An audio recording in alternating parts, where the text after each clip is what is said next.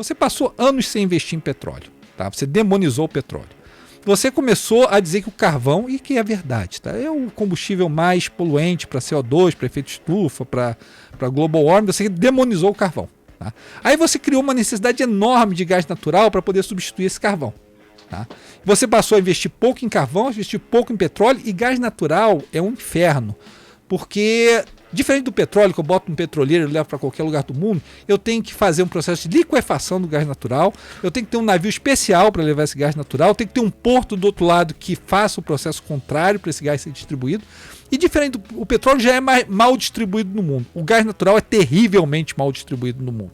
Então, eu tenho essa necessidade de levar de um lado para o outro. E em algum momento, o mundo, eu acho que não percebeu, tá? Isso a gente tem falado há bastante tempo. Aliás, a gente até tem apanhado um pouco sobre isso, porque o pessoal ESG às vezes bate, mas eu sempre falo, ESG, a palavra principal é o responsibility, social responsibility. Tá? E você falar de uma crise de energia potencial, nada pode ser mais social responsible, porque uma crise de energia potencial gera problemas para o mundo inteiro, problemas sociais, problemas econômicos, problemas políticos. Então a gente tem levantado esse ponto. Mas qual é a porrada que a turma do SG tá? Tá, porque diz assim, a turma do SG não quer financiar investimento em petróleo. E eu digo o seguinte, a gente tem que sair do petróleo. A gente vai sair do petróleo. A gente vai sair do petróleo em 50 anos. Se você quiser sair do petróleo da noite para o dia, o que você vai causar é o que você está causando na tela no momento. Por que o petróleo está 75, o WTI, que é o petróleo dos Estados Unidos, eu nem sei o preço exato porque eu não vi o mercado direito hoje. Mas por que sai era 50 antes, né? Está 75 no momento, né? Porque você parou de investir, né? Você demonizou os investimentos nos Estados Unidos, demonizou os investimentos em vários lugares do mundo em petróleo, e você deixou na mão da OPEC, né? A OPEC, cara, a OPEC quer a mesma coisa que a gente quer para os nossos filhos, o melhor possível para os filhos dos países árabes. E o melhor possível é o preço do petróleo mais alto possível, lógico que é. Se você deixa na mão de um cartel, se você abre mão da sua soberania sobre a produção de petróleo, que é o que os Estados Unidos está fazendo, e você deixa isso na mão da OPEC, você vai ter que viver com o preço do petróleo mais alto. Isso não é assim. A Europa é um processo interessante. Ela disse assim, eu quero sair da base suja de produção, eu vou para a base limpa. Botou energia eólica nos Estados Unidos, no Reino Unido, energia de ventos, né, no Reino Unido. A Alemanha chegou e demonizou o investimento nuclear. Aí passou a queimar carvão. Né? Eu nunca entendi isso, tá? Porque você é muito mais poluente, é um meio de produção de energia muito mais ineficiente. E da noite para o dia, a Europa acorda para a necessidade do Paris Agreement e diz assim, eu vou sair do carvão e eu vou para o gás natural. Eu quero o gás natural. Guess what? A Europa não produz gás natural, ela produz 1/5 do que ela consome. Tá?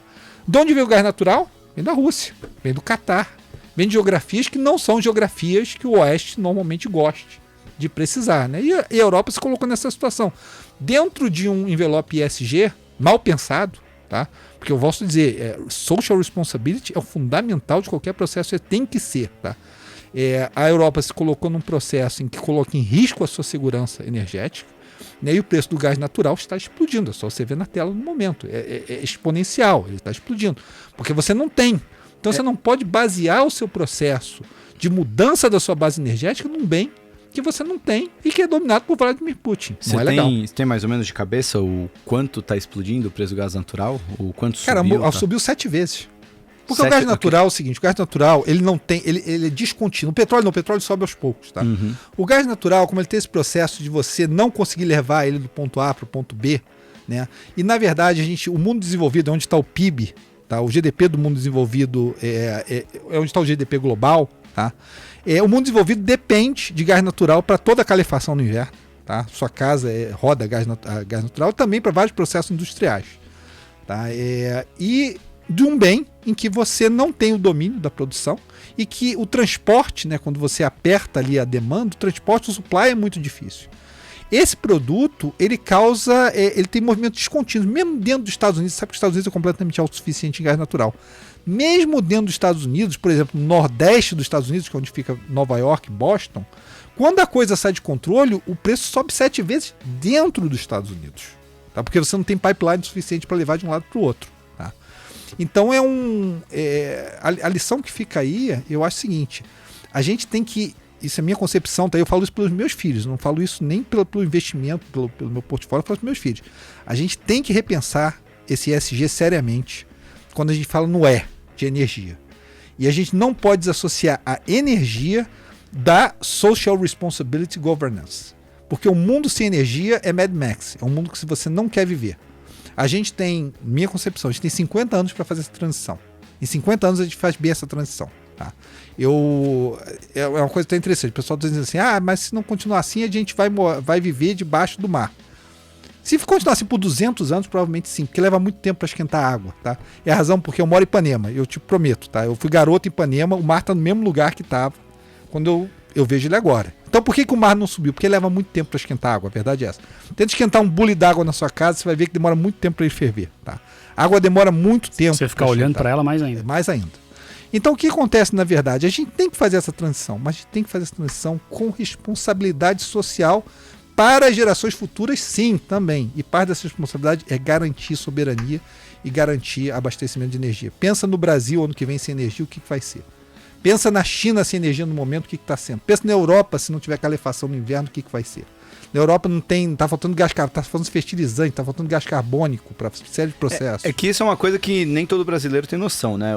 Você até comentou, né, Renatão? Alguém que... Na Europa os aluguéis no inverno eles dobram de preço porque entra o custo da calefação, né? Não é trivial isso aí, é uma coisa relevante, né?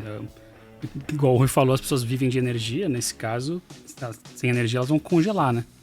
Ô Rui, nessa primeira parte a gente já falou de muita coisa aí, ó, já até Warren Buffett darwinista, gostei aqui. O Rui comentou Howard Marks, mas ele vai ter que falar Chegou no Mad Max já. Já, de Warren Buffett ao Mad Max. O Rui comentou de Howard Marks, a gente vai falar no final a polêmica que a gente levantou sobre ele não... Ele não é o maior fã dos dois. Mas você quer encaixar alguma coisa? Eu queria depois aterrissar em como é que é a visão deles para Estados Unidos, para a China e como é que está no portfólio. Só fechar esse assunto da energia aí, né? Porque esquentou o assunto literalmente de ontem para hoje. Como é que você acha que vai acabar isso? Tanto no curto prazo, né? No que a gente está vendo hoje, beleza. Até uma semana atrás era problema do setor de habitação e construção na China. Aí parece que virou a chave e virou crise energética. Quando é que você acha que isso vai acabar num curto prazo? Vai ter um acordo, o Putin vai liberar mais gás, a OPEP vai aquecer o coração ali e deixar descer o preço do petróleo ou aumentar a produção, né? E no longo prazo, como é que você vê isso acontecendo? Porque é um dilema dificílimo, né? Porque vai para o nuclear, é perigoso, fica no carvão, é mais perigoso ainda. Como é que isso vai ser resolvido? Olha, eu dizer uma coisa primeiro interessante, né? Quando começou essa crise energética, né, a gente teve essa conversa na Quineia essa semana, a palavra que eu usei foi o seguinte: eu não esperava que acontecesse tão cedo. Tá? Porque a gente estava esperando que você tivesse uma crise energética. Eu tive até um Coffee Talks com o Salomão, em que na parte do petróleo eu falava muito isso. Eu digo, as pessoas subestimam o que é o petróleo, o que é combustível fóssil na nossa vida diária. Não queira imaginar um mundo hoje em que você desliga a chave dos combustíveis fósseis. Não queira imaginar esse mundo. Tá? E a gente até tem algum gosto dele por falta de investimento, mas não queira imaginar um mundo em que você viva sem petróleo. A gente estava vendo a falta de investimento em petróleo, a gente estava vendo a falta de investimento em fontes de energia, e a gente estava vendo que as fontes de energia que estavam sendo investidas tinham os riscos que estão acontecendo no momento. Tá? Eu sempre brinco do seguinte, que é uma brincadeira, mas toda brincadeira tem um fundo de verdade, que eu digo assim, a gente já tentou moinho de vento na história. Tá? A gente passou milênios com moinho de vento, só que eles não geravam muita energia. Daí a gente começou a queimar petróleo e a coisa começou a funcionar. Tá? Dom Quixote atacava os moinhos de vento, né? Que pensava que era gigantes, ele atacava. Então a coisa já vem desde Cervantes.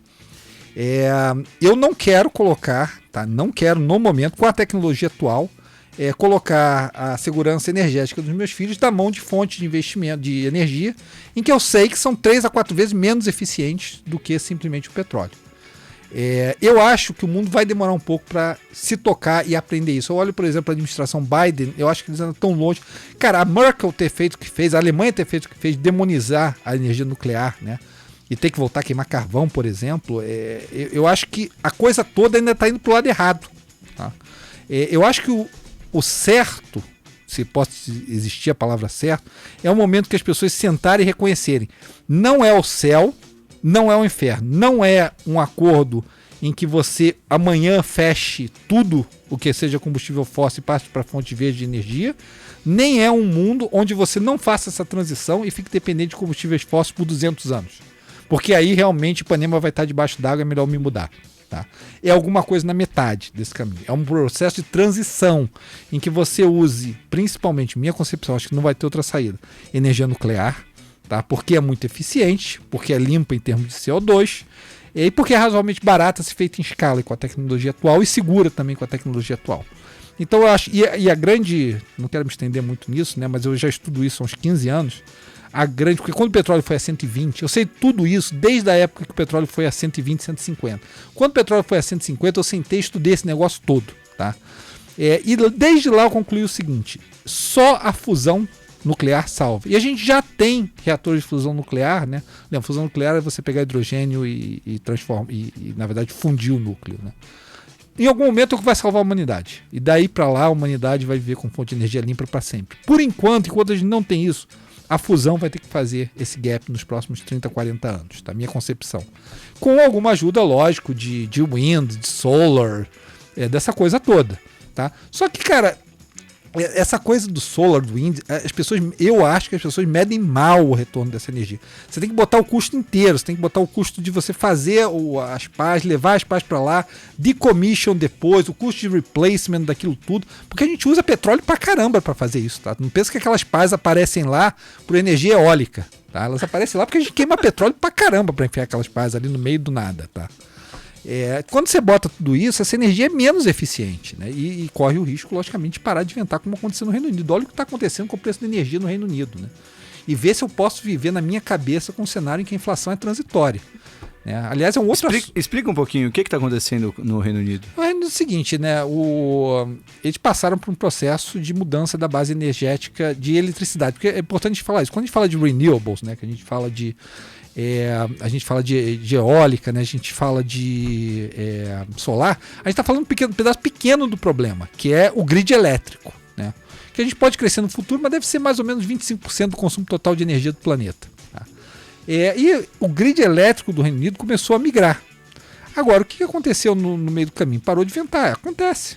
Às vezes não venta, né? E você, dentro do processo de planejamento ruim, porque o Reino Unido está com um processo energético de planejamento horroroso, tá?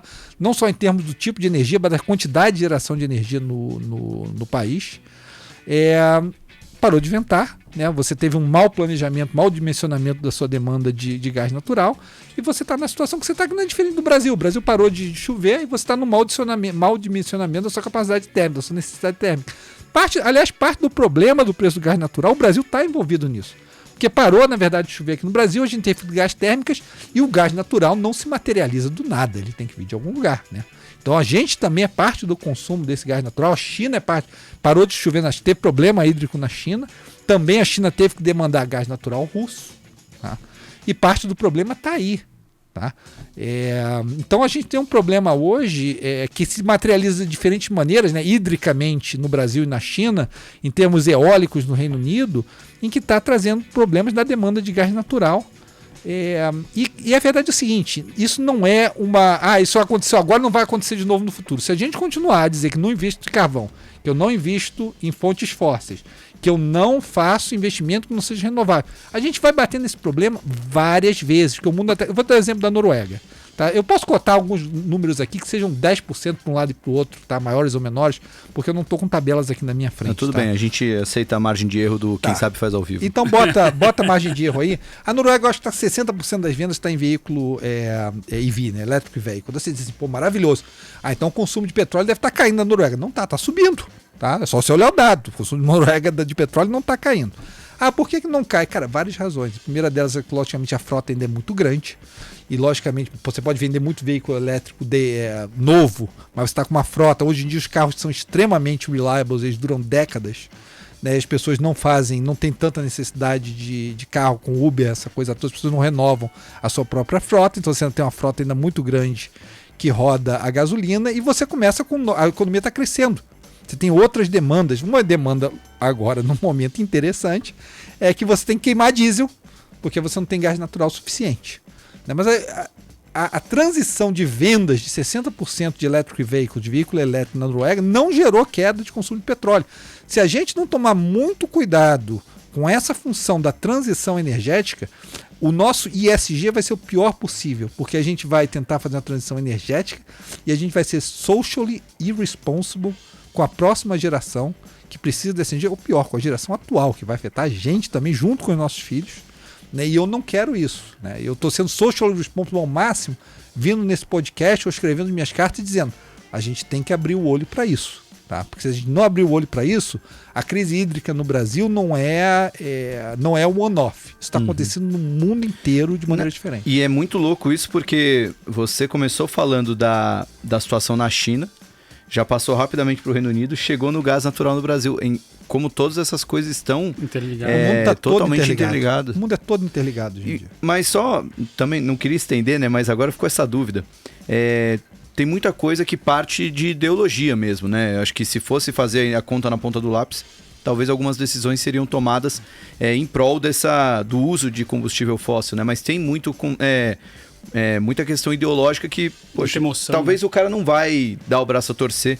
Será que esse é um momento que talvez uma crise de falta de energia no mundo todo seja aquele chacoalhão que o mundo precisa para abrir os olhos para o lado S do ESG e pensar, né, que talvez combustíveis fósseis ainda precisam ser utilizados? Eu acho que sim, mas eu acho que isso é um petroleiro grande que demora para virar, tá? Demora para as pessoas. A pior coisa do ser humano, por isso que o investimento é tão difícil, é aceitar que está errado. Principalmente quando ele volta para o tema inicial. Para o ser humano aceitar que está errado e afundar o custo de tanto tempo de research, ou tanto tempo de imagem sendo feita num certo caminho, isso demora muito tempo. O ser humano é terrível, principalmente quando o ser humano está movido pelo que você falou. Ideologia, né? Já dizia o Cazuza, ideologia eu quero uma para viver. E eu digo para você de coração, né? O meu partido é um coração partido. Porque a principal coisa, eu acho, na parte do investidor é abandonar a questão ideológica, né? Porque a questão ideológica faz mal para o investidor. E eu acho que a questão ideológica faz um mal horrível para o mundo hoje, né? Os extremos que a gente chegou, eu não me vacino por uma questão ideológica. Cara, Darwin realmente tem que cuidar de você, né, cara? Porque a gente falou de Darwin cuidando das variantes, né? A gente falou de Darwin no começo, né? Que você tem que ser darwiniano, pelo amor de Deus. Se você não se vacina por ideologia, Darwin vai ter que cuidar de você, né? Vai ser difícil, Thiago, vai ser difícil, cara. Porque assim, a ideologia... Porque até hoje quando eu falo isso, tá? Eu ainda sou, tipo assim, ainda dentro das pessoas, as pessoas intelectuais, quando eu apresento todos os argumentos, né, todos os dados, as pessoas dizem assim, cara, entendi teu ponto. Mas dentro delas, elas ainda querem que seja verdade, que a transição puramente para renewable, que vai acontecer rapidamente, seja a verdade. As pessoas têm uma necessidade muito grande, né, que tenha uma Deus ex machina, que tenha uma solução mágica que faça a coisa funcionar. E elas têm, quando apresentadas com informações que não condiz com aquela visão, vamos dizer, utópica, ideal, elas demoram muito. Tinha uma frase maravilhosa, esqueci o nome do autor, que diz assim: o ser humano enlouquece em conjunto, né? Mas ele só retorna para a sanidade devagar e um por um, né? Então, quando você leva o grupo de seres humanos para uma certa direção, eles enlouquecem juntos, né? Você vê esses processos, realmente eles enlouquecem juntos. Da noite para o dia, você bota 10 milhões de pessoas numa passeata que em 2013, né? Quando começou aquela coisa toda no Brasil. De onde é que serão aquelas pessoas? Como é que elas enlouqueceram e resolveram ir pra rua todo mundo junto ao mesmo tempo? Como é que você começou? Quem fez isso? Ninguém fez isso. Isso é um processo de massas, né? Como é que começou essa polarização de esquerda e direita? Não sei, é um processo de massa. As pessoas enlouqueceram juntas, né? Por que as pessoas torcem para time de futebol? É uma coisa difícil de entender também. É uma polarização. Muito. Eu tenho uma dificuldade enorme de entender porque eu sou tão palmeirense, cara. É difícil mesmo. Você vai ficando racional, de entender. você vai é difícil de entender. Mas a verdade é a seguinte: as pessoas enlouquecem juntas, mas voltam a se devagar e uma por uma. Eu acho que a gente vai ter que equilibrar essa função do ESG mais pro social responsible, entendendo melhor a função energética do planeta, vai ter que ser devagar. E quando nada melhor, né, para criatividade, para abrir a mente humana, do que passar um pouco o frio do inverno, porque a tua casa não tem calefação, ou porque você tem que desligar a luz, ou porque tem um apagão, né? Aquilo ali abre a cabeça das pessoas de uma maneira que talvez as palavras não consigam, né? Então eu acho que a gente tem que viver bonito esse recado final alguns tempos difíceis.